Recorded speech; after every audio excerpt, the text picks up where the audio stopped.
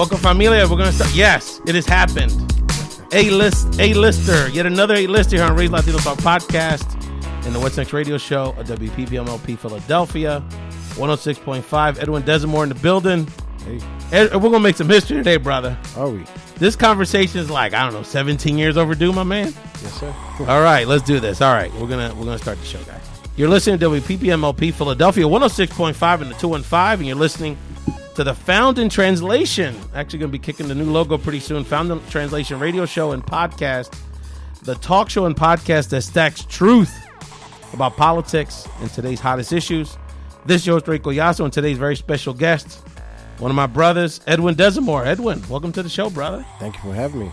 You know, Edwin's one of them cats that, like, you know, how do you introduce Prince? You know what I'm saying? Like, you know, I mean, what's the, you know, there's so many titles, so many strands of his leadership. You know, you got Edwin. When I put on Facebook a few days ago, you were going to be on the show. I got more hand claps and hearts. I know a lot of our people, particularly in social media, are really excited to have you on the show. But for those that aren't familiar with Edwin, he's an educator, organizer, and speaker who also is a broadcaster. He hosts the Wall radio show on Ushala Internet Radio Network. Edwin Desamour, welcome to the show, my man. It's an honor to be here. Thank you for having me. Appreciate you, brother. You know, we're just days away from Father's Day, and happy Father's Day to all the fathers out there, all the very good brothers that we're going to honor today, including our fathers, who are very special to us. And I really wanted to have someone that not only, when I think of embodies fatherhood in 2019 from our community, Edwin is the first person that came to mind, so I wanted to have Edwin be part of this program. Edwin, you know, we're going to talk later in the show about something you put on social media the other day, which was really hit me in the heart. Make your son, if you're going to make a great man, you got to start with making a great boy. We're going to talk about that. We're going to talk about the news headlines, of course. I want to hear Edwin's thoughts about, as these debates are about to begin, what you want to hear about. In terms of these presidential candidates and what we need to hear more about in our community. But I wanted to start from the beginning of this conversation, man, because we never had this conversation. And even in the pregame, I learned some things. So Edwin Desamour, educator, organizer, nationally known public speaker, broadcaster, father, community leader. Where did this journey begin for you? My journey began over 30 years ago. I'm not 30 years old. I'm far from 30. But before I even get into the 30 years ago, I think my journey, when I had a chance to sit back here and really think about it, in the mid-'80s when that crack epidemic hit, the reason I brought that up is because I watched my community as I was growing up evolve into something different. You know, I remember my community play streets. Folks didn't have much, but everyone knew each other. Everyone stepped outside. We play street, cooking, music. Oh, yeah. You know, the piragua guy, the pinchos. A bomba may have been turned on here and there. That's right. And you had, if you didn't want to get wet, you had to be on your P's and Q's because they were going to throw you into that. The dominoes. I remember, you know, back in the days, they're probably still around, but we used to have speakeasies back in the days. The men used to go, you know. Yeah, they're still around. They're still around. Not that I go there, but not that I, you know, plausible deniability, but there was a lot of family back then, man. A lot of community, I think, is the best way to put it. And I remember when that drug epidemic started to really take off in our area, in our communities, and violence.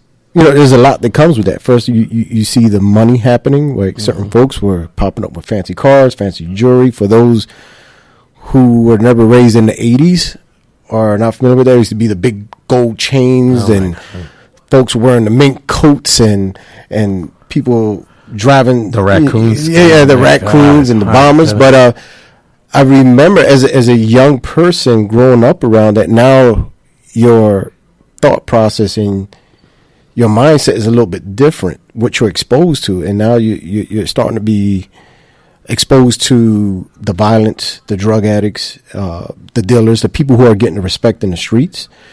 And then you start to watch your own family get involved in this type of transactions, the stuff that's going on. Either they're hooked or they're selling. Mm-hmm.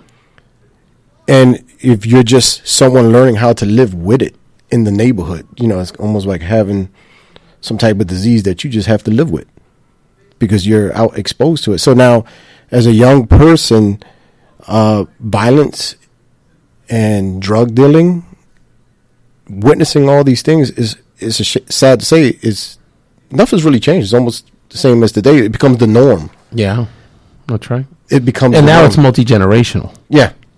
Talk about Father's Day. We got fathers and sons doing time together right now. Yeah, and that actually happened with me and my father.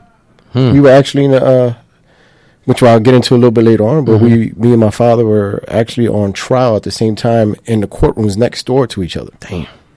So my mother would have to go into my, my hearing where I'm having, a session, and then she had to run out next door to support my father during his trial. And then there was a case that, and you're going to have your own platforms to share the whole story. But for those not familiar with Edwin's story, he was caught up in a very celebrated case that had to do with race, had to deal with the criminal justice system, how it treats our young people. And that's at that moment is when you had to face becoming incarcerated at a very young age. Yeah, but even leading up to that, when I brought up to what I was exposed to at a young age, where I had a friend invite me to a party. We were supposed to go to a party, but before we went to that party, I remember saying, hey, an incident happened in a certain neighborhood to a friend of his, and can we, before we go to this party, let's step out to this fight. It's going to be a fight. So to me, being exposed to many things, okay, let's go to this fight. Now, that shouldn't be normal. Like, even I want to raise my kids today, like, what fight? I'm not going to no fight. Like, wait a minute, what are you talking about? I want to go to the party, not the fight. Exactly. So basically, I was like, okay, well, let's get to this fight. And to be honest, I was already involved with so many different things and been involved with other altercations in the streets where it was just a norm. It's going to be a fight, and then we're going to this party. But meanwhile, that ride that I took down to this area, it transformed into something else. I will start off saying that no one. Now, I probably knew like 2 people personally out of the whole case. 11 people were arrested. Plan to kill anyone, and there's a reason why I'm saying that, because when you talk about first degree murder, first degree is when you sit down and you plan something out. This is how we're going to do this, and this is how we're going to take this person out. Yeah. There were just many people there saying, hey, we're all going to get in cars, follow the leader, we're going to drive down there, it's going to be a fight. Yeah, there were weapons. Some people had weapons. Yeah, some people had bats. A couple people had guns. They should never had guns, but it's reality. Some folks had it. I've been into other venues where fights have happened. People had bats, people had guns, and nothing really happened. It was just a fight, or, a lot of posturing, a lot of posturing. Hold me back kind of stuff, yeah. But then this ride was different. Things happened. Some violence went down. Someone was hurt. Someone was shot. And it just wasn't someone. This person ended up being also related to a police officer. This young person lost their life that night. And that was the start of many of us losing our lives in certain ways. I got this saying, when prison is the cemetery for the living. You did 8.5. What was the age range you did that time? I was 16 when I got arrested. Yeah. And at that time in 1989, I was certified as an adult. So I was charged with first degree murder. Damn. I was facing life and death penalty. So at that time, you were able to get the death penalty at 16. Yeah. So went to trial. I was found guilty of third degree murder. Was sentenced to 7 to 20 years. Now, mind you, if you think about cases where people get sentenced to 5 to 10, 10 to 20, this was my first case. So I'm not saying I was an innocent kid, but this was my first case. Yeah. So when you think about the tale they gave me, 7 to 20. So for me, I believe it was intentionally put in place for me to get caught up in the system, to keep, once I was released, to keep coming back. That wide, It was, it was a long tale. I don't know if I ever told you a story, but not that it's not nearly, it's nothing compared to what you went with, but so I'll tell you my perspective on what was happening to you at that time. So we're around the same age, and I was, again, relatively speaking, privileged. I was going to Roman Catholic high school at the time. But as you know, that high school brings together a lot of these communities that were, this very much had a very was couched in the media as like a race war kind of situation. And there was a couple days when I'm thinking about my homie Alex and Tony, and basically we had to stick together because the white kids from Port Richmond were like gritting on us pretty tough. And so again, nothing compared to what you went to, a couple scary days. But just kind of following it, and my family knowing some of you guys' families, and how much in the media y'all were being characterized, thinking about the Central Park Five, right? Like another version of that story, right, in Philly, how y'all were being characterized in the media, and us knowing like that's not what it was, Yeah, it was pretty tough. I think watching and listening to the media saying we were there, we know exactly what happened. But another story is being told through the newspapers and through the news. Yeah. But at the end of the day, someone still lost their life, which was tragic. Absolutely. That's right. But basically, I remember just so many cameras, so many people involved, a lot of protesting. Even at a young age, I was still wondering, why are people protesting on my behalf? Still not understand. I was a kid, but still not understanding. Absolutely. The process, like, hey, this is what happened, this is what went down. But then now when I sit back and look at how things were set up, I wasn't given bail. They were trying to give me life. They were trying to take my life. No, trying to basically a dozen people life. Yeah, right? Most definitely. You weren't the trigger man, nothing like that. But at the end of the day, a whole community of young people, basically. Yeah, a whole community. But it was kind of like, are people receiving a fair trial? Exactly. And that's what that was about, understanding the whole background later on in life, understanding the bigger picture, what was going on. Because a lot of times, again, we think things are just normal. You do something, this is what happens. But there's a buildup and there's things that happen. So the system is not perfect even today, but we've evolved a long way, but it's still scary, even as a parent. Even for me, I tell my boys, I raise my boys to be decent human beings, but things happen, right? If you're walking down the street and you got your hoodie on and you happen to be pulled over or stopped and you come in, and now I teach my boys, you don't say anything until we have a lawyer. You have a right, That's right, not to say anything. And also you're a juvenile until, your parent or guardian shows up. And the reason for that, even though if you're innocent, you don't want to implicate yourself in anything without knowing, which, as you can see with the movie and a couple other things, that has happened in the past all over the country. But it's just about, the system is scary. Like, once your child is in that system, how do you protect your child? Oh, I think about it all the time. I was driving home today, and I had a cop, tail me for a couple miles. And I was stressing. And I'm sitting there like, I didn't do anything wrong. I'm coming back from work. I mean, you can't be any cornier than me. And, so if we're going through that stress, if someone like me is going through that stress, imagine these young boys just walking around these neighborhoods with cops gritting on them and almost someone, to your point, like looking for a problem, you know? Yeah. So, Edwin, there's so much to talk about here, and I do want to talk about, and I want to thank our Facebook and Instagram followers. I know there's some people on the edge of their seats because this is a conversation that either you're hearing for the first time, or, it never gets old, because Edwin's story is not only gripping, but it's also a story, as you're going to hear in a second, about redemption and about someone that took a very, not only for his own personal gain in his career, but helping people every day. Edwin, but before we go to our first break, so how'd you get, that's a whole other conversation, but you came out, and not only have you survived, but you really thrived. And again, you got so many titles I can't get into. A guy runs a rec park. He's a dean of the school. He's a national motivational speaker. He's got a radio program with his children. And I would say, if I had to poll who gets the most love in the neighborhood between Front Street and 9th Street, between Girard and Hunting Park Avenue, I think, Edwin, you right up there, especially amongst the males in our community. So, what do you think's been the driving force for you to move on from that part of your life and do all these things that you've done? Well, first things first, I wish I had someone like me when I was younger. Someone just pretty much to say, hey, I know where you're going. I know where you're headed. Give me an opportunity. Listen to me. Talk to me. And as far as drive, I believe in change, and I believe there is hope for our communities. I believe it can be done.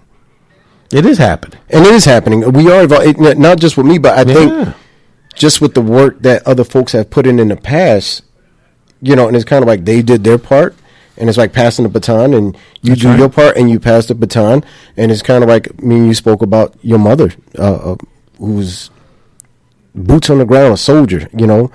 She wasn't someone that wasn't happy with just being behind the desk. She was getting on her feet just to meet people, hug people, love on people. At the end of the day, and it was people like your mother, Johnny Rizari, so many folks that I've watched. Much love for that man. And witnessed on how they just not only speak or from behind the desk, but how they hugged on people, shook their hands, and took time out to listen to people. And watching that, I said, okay, that's it right there. Because the way they made me feel, I love that feeling. I'm big on hospitality, right? Mm-hmm. I always say I go to a restaurant called Slacks, right? And people say, why you go there? They're so expensive. I said, but they treat me so good that I forget about the price. Like when you walk in there, hey, how you doing? You know, and there's always one like that in the crew. He wants to go to the most expensive place because they put the napkin on his lap, and they bring the little mints and the little towels. But you want to go where people treat you right. Of course. Hey, it's your money. You know, you go to a restaurant, and matter of fact, say part of the experience. You go to Dunkin' Donuts, and you're like, I want this donut, I want that donut, and the person gives you an attitude. Is that all you get? And I'm not going to keep running back and forth. You think, like, I don't want to come here anymore. But it's about, you want to go where people make you feel good, you know, wanted. And I think that's the key to everything. And this is some of the groundwork that, I mean, one of my heroes, your mother, and Johnny, and thank you, has laid that down, and so many other people. Absolutely. When we come back, and we're going to take a very quick break. Breaks are going to be long today because we got a very precious time here on the Father's Day edition of Found in Translation radio show and podcast. I'm going to ask Edwin to let people know where they can follow him on social media. Again, I'm thinking there's people around the country. We got people listening in every state in the union, many countries around the world that want to bring this man to go talk to their young people. I got some people I want to connect you with for those opportunities. Let people know where they can find you if they want you to speak to their school, speak to their youth group. And then I'm going to put a challenge out to the people watching this, especially on social media and listening to this as a podcast or a radio show here on WPPMLP. I think we need an action item coming out of this conversation, Edwin, because I think you and I need to do something together. Don't you agree? Our associate producer, Samantha Gonzalez, in the background, working like 5 video screens here. You know, and I don't know what it is, and maybe we can flesh this out during the show. But if anyone's got any ideas, should an event with young people, I don't know if it's a fatherhood thing or a male thing or a kid thing. I don't want to be exclusionary about it or anything, but I just think that there's a complementary voices here. And I think it's our responsibility, particularly people like me that need to live the lyrics like you do, Edwin, that we need to give more. So let's think about that. But remind people they can find me on social media. And again, to keep these conversations going when this show's over. Well, you can basically find me on Facebook at Edwin Desamour. Just put it up there on Facebook, Edwin Desamour. On Instagram, Desamour. Nothing special, but if you need to reach out, just inbox me and I'll be responding. All right. And I want my people to keep thinking about it. And we come back. We're going to talk about fatherhood and specifically how we raise our sons and daughters in 2019. Thank you so much for joining the show. We'll be right back. Thank you. Hola, familia. Let me start with giving a special shout out to Ray for giving me this opportunity to talk about raising daughters here in 2019 for Father's Day. Let me start my little rant with a controversial statement and hope you listen long enough to understand the context. Women are complicated and they are like that from birth. But here's the flip side to that statement.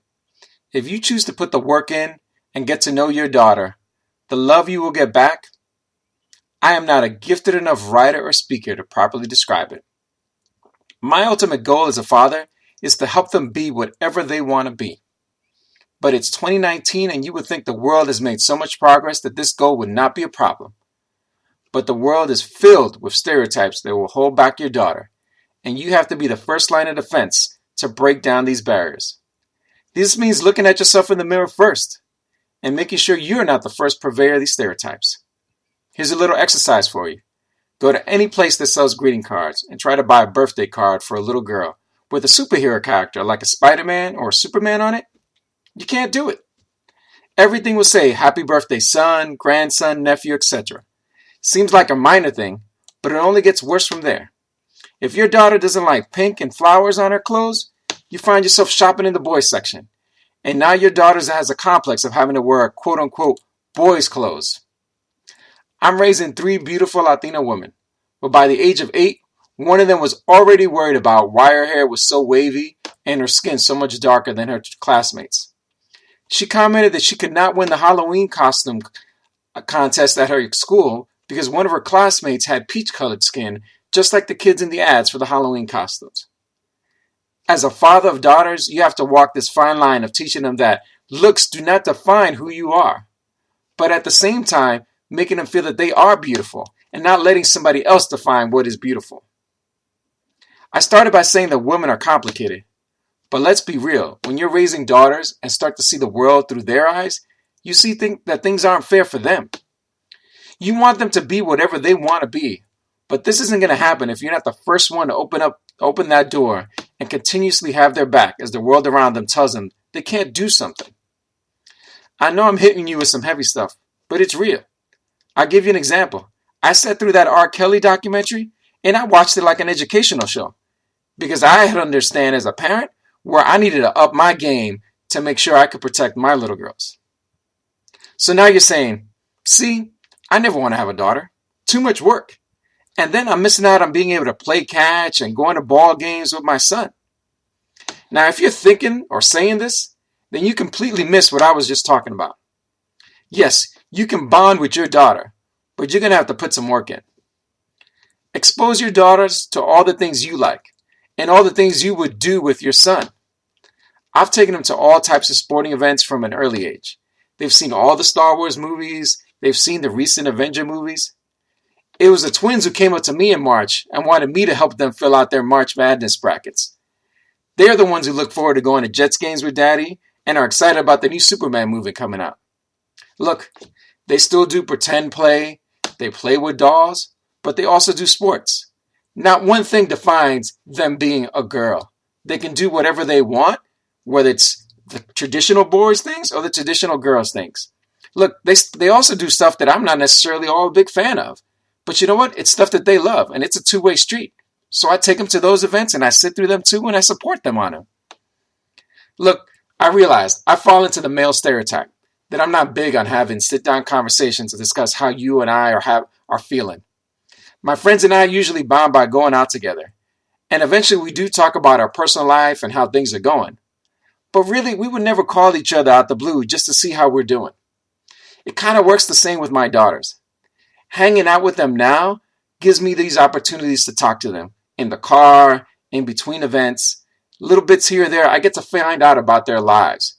I get to form that bond. They remember that Daddy took them somewhere, did something with them. It's a chance to really form that bond that I know needs to be strong before those dreaded teenage years take over. As with all things in life, raising a daughter is a balancing act. You have to treat them no different from a boy and expose them to everything, but at the same time recognize some of the unique challenges they face and work as hard as you can to protect them. I'm asked all the time, aren't you going to try for a boy? With all due respect, why would I? I have everything I could ever want and more for my girls. They will always be Daddy's little girls no matter what. From the way they smile at you to the way they decide to hug you for no apparent reason and just have no hesitation in letting you know how much they love you. Final story. I went to a parent-teacher conference and got to sit down at one of my daughter's desks. The teacher had asked them to make a drawing of all of her favorite things. So it was a big, crowded picture. But in one corner of that picture, she had drawn a picture of me. And I had a superhero costume on and had the words underneath it of, my hero. Enough said. Happy Father's Day, everyone. You're listening to the Found in Translation radio show on WPPMLP, Philadelphia 106.5, and the Found in Translation podcast. You know, Edwin, you can listen to this on 106.5 FM in Philadelphia or online at phillycam.org/listen and on the TuneIn app. So you can listen to this anywhere around the country. We've got a lot of great programming here at WPPM. Our friends Len and his crew at the Black Triples are going to be on after this. They talk about sci-fi, dog, comic books, all the stuff that cool guys like you aren't don't admit that they're into. But I know with your sons, you guys are all big on Marvel and stuff, right? You went to see the movies. Yes, you a Game of Thrones definitely. guy? Yeah, I'm a Game of Thrones guy. my God, oh man, you're just gonna get more and more endearment. I'm telling you, Edwin. But yeah, so you would love the Black Tribbles, and of course our dear compañera Emma Restrepo leads with her show Dos Puntos, leads a great show here on Saturday mornings as well. You can download the podcast anywhere. You can download the podcast, iTunes, Stitcher, the radio.com app just reached out to that's going to be showing our feed, iHeartRadio, Spotify, Pandora, and the list goes on and on. I want to shout out, before we get back to our very special guest, Edwin Desamour, I want to shout out Edwin, the listener of the week. A brother named Diego from Austin, Texas, just wrote our latest review on iTunes, 5 stars. Quote, I ran into this podcast by accident, been loving it so far. Ray and his crew keeps it real and shares information we need to hear. Check it out. He actually wrote that. Diego. So Diego's doing his thing. So Father's Day's coming up. We want to talk about Father's Day. Much respect and love. I want to give a special shout out to my father. We'll talk about him a little bit. Ray Collazo Sr. And if you wonder why do you call yourself Ray? And why do you do radio? Why do you run for politics? Why are you a sports nut? If you know my dad. That's it. I've been talking about following footsteps, right? And building on shoulders. And my grandfather, I was very lucky with the male mentorship I had in my life, and all the fathers out there, a lot of good brothers. We're going to talk about more of them later. But Edwin, I want to get you back in this conversation because you posted something, a Facebook quote, man, as a father of 2 boys, man, hit me in the heart. You wrote the other day, quote, don't wait to make your son a great man, make him a great boy. That was profound, dog. What do you mean by that, my man? Let's talk about it. Well, I read that quote, and it hit me. So I decided to post that and put that up. I think a lot of times we want to wait or hope. You hear a lot of times parents say, I hope they turn out to be a great person when they get older. Yeah. I'm like, what do you mean? They could be a great person now.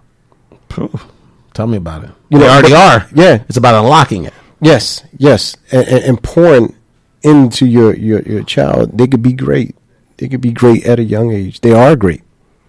But it's just about speaking it into them and allowing them to realize that. Because a lot of times people say, what do you want to be when you get older? What do you want to do? When you ask parents, about their child, well, I love my child and I hope they never end up in this situation. I hope. Mm-hmm. Well, let's start working now. That's right. So I just really love that. And I believe, our children are great. Edwin, I can't, again, when I think about male mentorship in our community, you're the first name that comes to mind. And not only, some of our brothers that are coming out, that are coming back home, right? And you do that, but just going back to your role as a father, you do radio show with your kids. You're very present in their lives.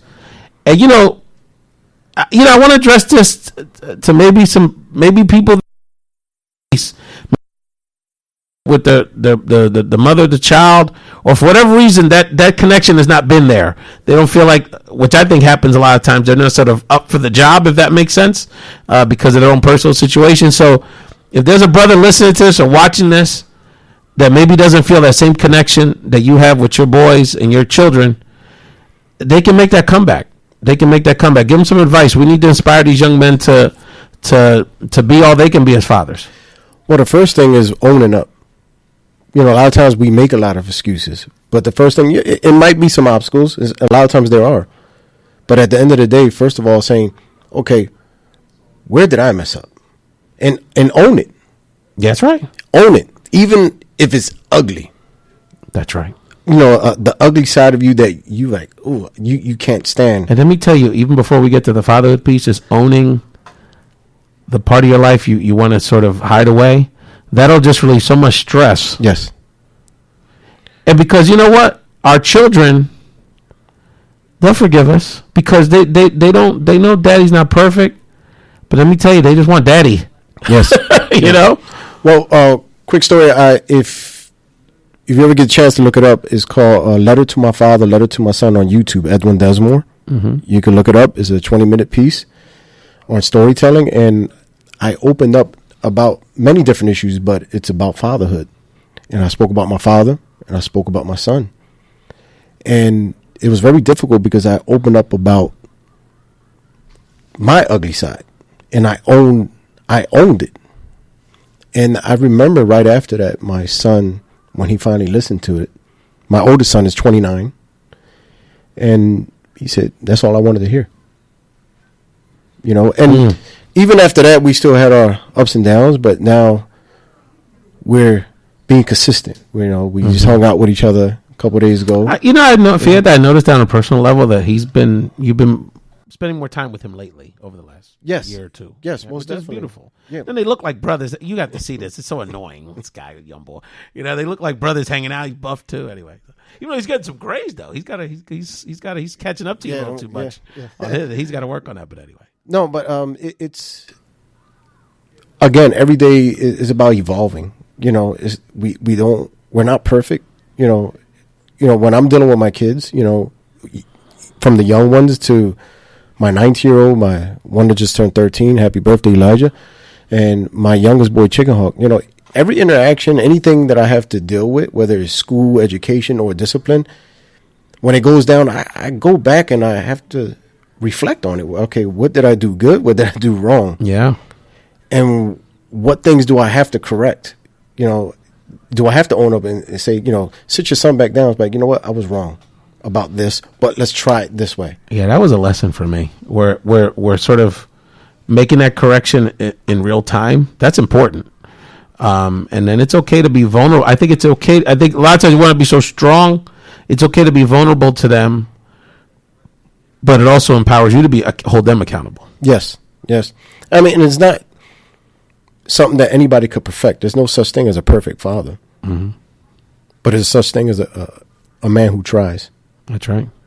Well, you're really involved in their lives, Edwin, and like I said, I really admire you a lot. I think one of the things that I think you I can't describe it, but you've hit the sweet spot. And I think I do learn from you, is that I think particularly, and I know we have some questions related to this topic, but I think Latino males have a distinct challenge in that,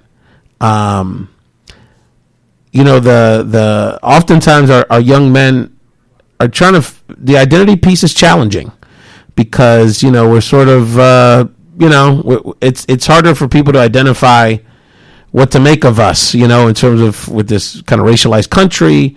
And a lot of times our intellect or our, you know, more positive aspects of who we are aren't celebrated outside of maybe the arts or sports on occasion. And I think that and also that identity being from the community. And, you know, you're with your children right in the heart of our community, running Waterloo Playground and you know, being involved right in our familia, right in our barrio. And I think that balancia that you struck in that, you know, you can be in the community, you can be down, you can, you know, feel comfortable in your own skin, but also that doesn't define who you are in terms of your intellectual capacity, in terms of the leadership that they take. I know that you couldn't make it the other day because one of them was getting an award or emceeing an event. So can you talk about that? How do you balance kind of teaching them about how to be proud of who they are means? Because it's not about waving flags and having the coqui tattoo. You know what I'm saying? Like it's a much more complex identity. Yeah, it is. It is, especially in the world we live in today. Yeah. You know, when everything else is saying this is a man. You know, basically, I think first things first is acknowledging who you are, loving who you are, because it's easy to look at everything else and you start comparing yourself because social media and music and everything else keeps setting the bar to a certain plateau. And it's easy for someone, even on social media, it's easy for someone to just go on there and take pictures that look like they're living this lavish life. Yeah. Right? And then some people are like, wow, I want to be like that. And little do you know that person is just taking pictures.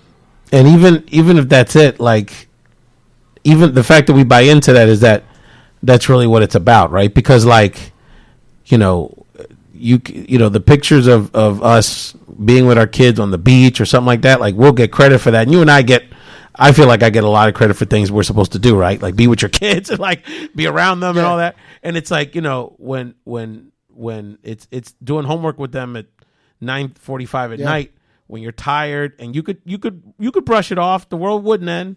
But we gotta show them like what priorities are and what manhood is really about. Yeah, most definitely. I think for me, the reason I do share a lot of what I do with my kids on social media, because more of trying to encourage other men, because I do get a lot of inboxes, from men saying, I've watched you with your children, and it just kind of convicted me and checked me, and it made me just want to give my son a call or try to reach out. But how do I do this? And they ask for advice, so we're able to have a conversation. That's what's up on inbox. And what do you tell them?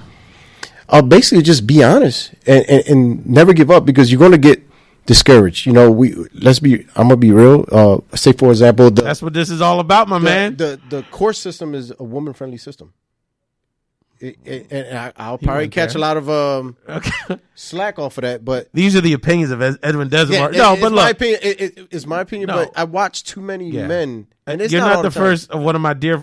Anyway, but you're not the first man to tell me that. I'll just leave it at that. And I watch men. Sometimes it can be intimidating. Like I want to be involved, and you go in, and a lot of times the judge is coming at your throat. You have. Well, they're making stereotypes too, especially as a male. Exactly. Color. Like I say. Exactly. Oh, he's got tattoos. He's from the streets. Yeah, most probably a bad guy. So there's this criminalization almost of our persona. Right. Matter of fact, let's go back into the mentoring piece. Right. Yes. I want to try to connect all this. I remember there was a time when me getting involved with the work that I do. I remember getting phone calls. I had a hotline. We have this kid. It could be caseworkers. It could be social workers. It could be someone, this kid needs a mentor. So, I found myself overworking, right? Then I started to find out there are so many fathers who are trying to be involved, but they are kept from being involved. Don't get me wrong. There are deadbeat dads. There are some dads that are unsafe for their children. I agree with that. But there are many dads. Yeah. Now, no man is perfect. I'm going to say something that's going to be real. You can say whatever you want. It's a free country, brother. At least it still is. For example, just because a man probably even cheated, does that make him a bad father? Was he a good father? There's a difference. Nobody's perfect. Nobody's perfect. But I'm saying is you see a lot of men saying, I messed up, but I can't see my kid. Or I've done this, but I can't see my child. No, and to put a finer, one of the things I see is that, and look, we all do it. I'm not just saying women do it. Men, we all do it.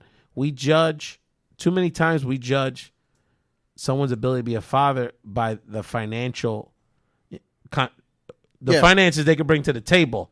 Because, and the thing is I get older and my kids is that how little they care about that part, But society judges them, and we all judge them. Jumping back into the mentoring piece, when I get the calls, then I started to go back and say, wait a minute. Before you want me to get involved or get another man involved to help out as a mentor, does he have a father? And this is where it was very interesting. You talk about stereotypes. You have a caseworker tell me, yeah, but I heard that his father wasn't this and his father. I said, whoa. You're hearing one side of the story. Yeah. What's going on? And the caseworker says, I'll get back to you. Then she'll call me back up.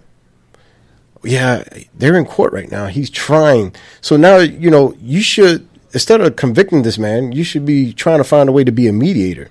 Because that child still, if the father's in court fighting to see their child, why are you trying to get someone else to be a mentor? When his own father could be so impactful. And how do we support that father? Well, that's the bigger point, right? So it's like if the person has the willingness.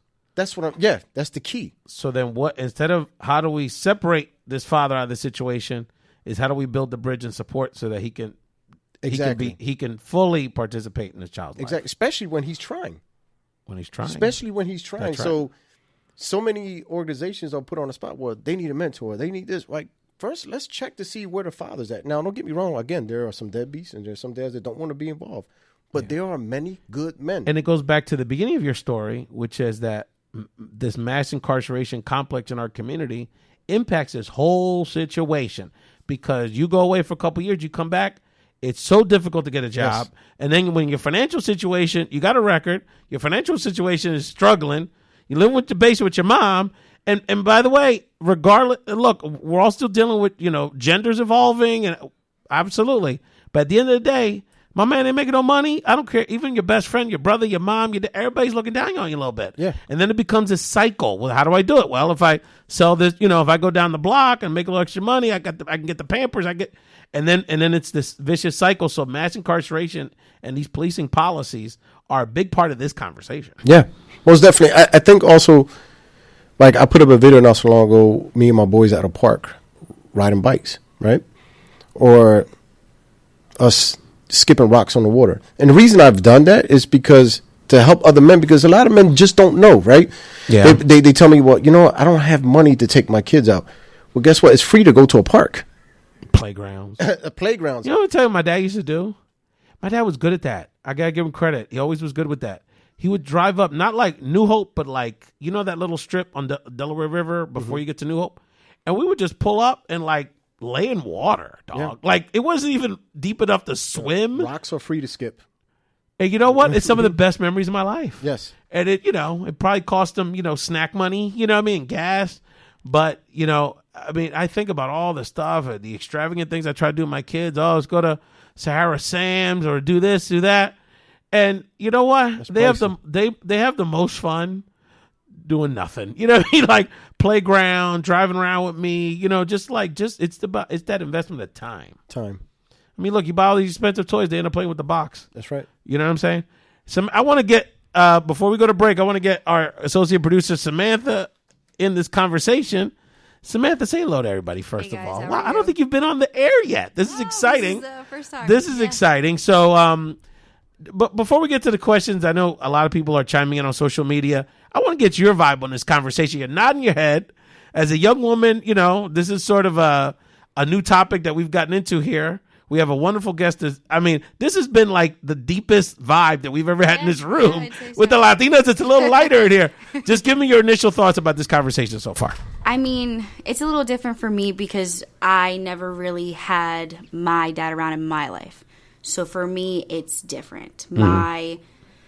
My grandfather and my uncle were basically my father figures, and they were the very common in our community. Hijo de crianza, very common. Yeah, they were the ones that basically raised me. When and God bless that. I went to them. You know? When I needed a guy's approval, like if they brought a guy home and they said, "Oh, I like him" or "I don't like him," like I took their advice to heart. Like they were my dad. That's what's up. So as far as like my dad, he was never around, and even still, like he didn't try. Like I just remember my mom. Even going back, like my mom told me things, and then I got my dad's side too. But I see where my mom came from because she came from a good place.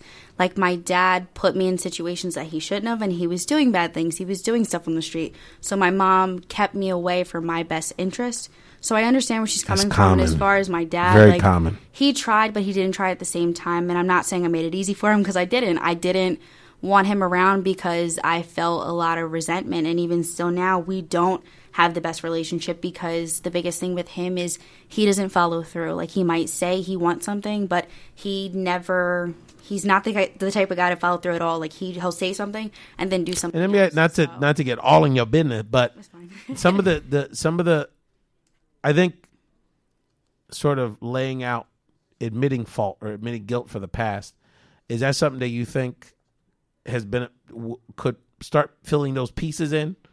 For yourself? Like listening to you, like you accepted what you've done and you accepted your wrongdoings.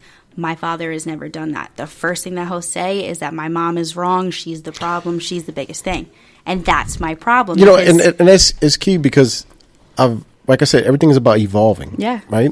Because there was a time I just made excuses for my older son. I just made excuses. What my dad does. Yeah. But it's just about hopefully someone like him will be listening to this, saying, let me own up, and then being consistent, not giving up. Like, you know, at the end of the day, you know, me and my oldest son went through our ups and downs. Yeah.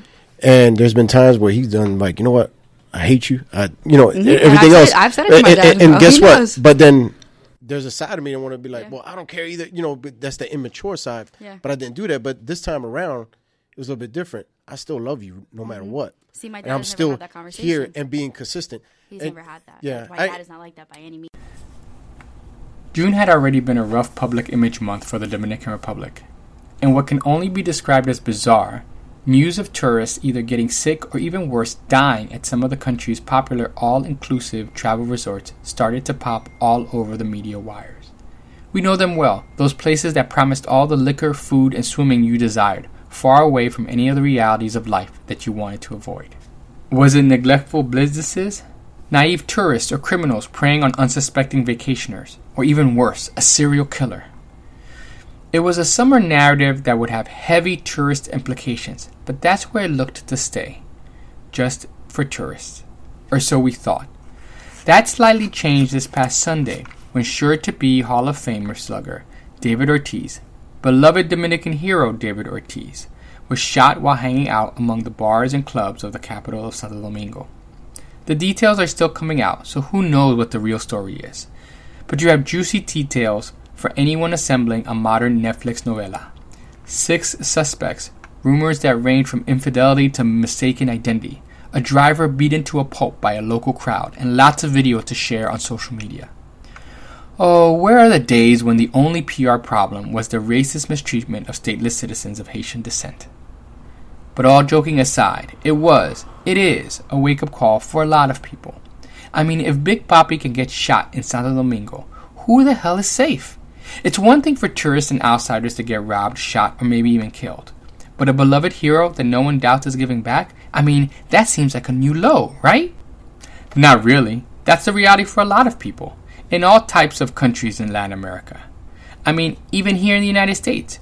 Wasn't Nipsey Hussle just as beloved in South Central LA? I can hear my mother shaking her head. Before, you would dream about saving your pesitos here so you could get back there. Well, if not permanently to retire, then maybe for a quick getaway with family. Take your mind off of that U.S. grind, she would say. But now it's harder to do. It's not just the rich gringos that are in play. That's how precious living in the States has become. Cynical? Fearful?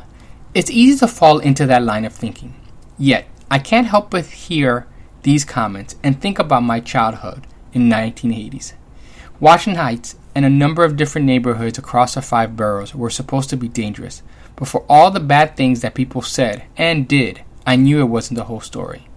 Yes, you had to watch your back, but there were also people watching yours. Yes, there was a lot of ugly, but there was also a lot of beauty, both in the landscape and the people. DR, Latin America, has a lot of problems, the root of which the U.S. and multinational corporations have had a hand in creating and continuing. But I can't help but think, who stands to win with all this recent negative publicity? Especially at a time when one of Latin America's fastest growing economies is seeing increased investment from everyone around the world, from the Chinese to the Trump organization. What will happen to local jobs and incomes if properties close? What happens if property values fall and investors become desperate to see their returns? Will this be the latest excuse for cracking down on freedom and mobility, both in DR and in the US? I'm sure there'll be a little of each of that. But I also hope there will be greater empathy about what people are trying to escape when they ask for asylum here. Of the kind of world that we are creating when not enough basic resources are getting to more people. And how there needs to be a deeper conversation about what it takes to feel and be safe in any part of the world. The reality is that sheer popularity or an arsenal of weapons isn't going to be enough. And let me throw it down. I'm going to keep it super real. Initially, the idea was to have my dad on the show. Mm-hmm. And, why not? Very well-known community leader. Edwin knows him, Yeah, it was an easy thing, right? And, I wasn't emotionally prepared to have that show today. Just because, not that I'm asking for an apology from him, mm-hmm. but that there just feels like there's a few conversations that we just have never had. And I'm just being super honest with it. And I just felt like I want to have you on the show, Pop, but not Father's Day because, so it's so deep for a lot of us. And I think one of the takeaways, because I want to have this be a takeaway conversation. We got 12 minutes left and there's no breaks. There's nothing because this is like really heavy stuff, is that I think I would encourage people, whether it's the father, whether it's the son, whether it's the daughter, whether it's the stepdad, right? Because that's a whole other part of this conversation. A lot of stepdads, a lot of good guys doing the right thing or have been in between, and that's an interesting dynamic, is that try to have that conversation. Try to have a conversation. Have it, try. Whether it's an apology, whether it's a text, whether it's, I know you're not going to talk to me, but I still love you. Mm-hmm. At least make the attempt. The biggest thing is the attempt. Let's try to. Your but child also wants we to have see you fight. Your child wants to see you fight for you. And that's right. When a child feels though they've been let down, right? There's a saying where there's a reason why kids love hide and go seek, right? Because they love when someone comes to look for them. Mm-hmm. Yeah. And there's something about, even if he just popped up at the door, even if you say I don't want to see you, but you knew you he hold your popped parents up to a higher standard, so it's like he you want popped up them at that to door. be that savior for you. Even like you want them to go all out and to know that they care and to know that they love you. And even if it takes something small, like saying I'm sorry, that's all he had to do. But like for me, he never did that. I don't know about for you, but well, now my 9-year-old is like my tough one, right? Yeah, and you've been around him, and he's my tough guy, right? But don't let me, when he's playing soccer or he's doing something in school, like, don't let me go to the bathroom or turn around and, like, literally seconds, like, he freaks out, he gets emotional, because that same thing, like, people, we just don't understand the how important that is, and that's nothing to do with money, that's nothing to do with just the time and attention. Status, and the adults put all that nonsense on it, you know what I mean? Yeah. And, and part of the reason that I wanted to have you on the show specifically, besides your leadership on this in general, is, and especially for the visual portion of this, is I wanted to see this face of fatherhood. I mean, let's keep it real. It's real easy to give me props. Like my privileged ass, like, yeah, I grew up in the hood, but went to Catholic school, I went to Ivy League, I got an education. I mean, you did too, but you know what I mean? Like, and I got this fancy schmancy title with this job, and it's easy. It's easy to kind of, but there's a lot of brothers like Edwin, you know what I mean, that are in the community, got the tats, got that style, but they're just as smart, just as entrepreneur. I think about my homie Dino Mendez. This guy's cutting hair, got side hustles, but it's not traditional. You know what I'm saying? Like they're fixing up cars on the weekends. They don't look what people think is like the issue of fatherhood, but goddamn, they the ones doing it, and they're raising other people's kids sometimes. Most definitely. They're raising the block, and I just wanted to honor that because I wanted to, and I think that's why I think it's important that we think about doing more together, because there's two sides to of the same coin. There's the Edwin story and my story, which quite honestly is not as interesting or is not as dramatic and a lot easier. But there's kids like me too, right? That aren't cool and but grew up in the neighborhood and want to give back and want to feel comfortable and want to feel accepted, So I just think that there's a whole lot here, dog. I mean, we need to keep doing this. Have you ever looked into the eyes of someone, especially an adult, when they speak about their dad? Especially a woman or a girl, when they talk about their dad and smile, like when that dad was involved. Absolutely. It's life-changing, brother. I'm glad you brought that up, Edwin, because for people that are going to listen to the podcast version of the show, I have two special sort of monologues. I got two of my Dominican compadres. I got 3 Dominican compadres in my life. 2 of them are going to be on the podcast version of the show only. The first one, Jorge Martinez, he has 3 daughters. And I said, Jorge, we need to have a moment on the show just to honor the father's relationship with daughters. We got boys, me and Edwin. So he's going to have a audio clip on the podcast version just to talk about that relationship. He actually wrote, he needs to put this blog up. I mean, I cried reading this. I'm going to show this to you. He wrote it out. I said, dog, I can't do this justice. You need to put your voice on it. So listen up for Jorge Martinez's discussion on the podcast version of the show. And then my other homie, Elbert Garcia, another great father, my goddaughter, is his daughter, about as a Dominican, the whole Big Papi situation. So there's some special tidbits that are going to be on the podcast version of the show, particularly Jorge's, though, related to that issue. Give us something, man. I know there's a lot of questions, Samantha. I'm speechless because we're really getting it. Because let me tell you, because when I started the show, it wasn't about politics. People said, well, you're a political guy. Why don't you talk about politics? I said, if we get this part right, then we'll get the politics right. So I'm glad we're focusing on this conversation with Edwin Desamour here on Ray's Talk Show. Talk to me, Samantha. I know people got questions and comments. Yeah, we have a few. So we have a few from Yvette. Yvette said, you have all boys, I have 3.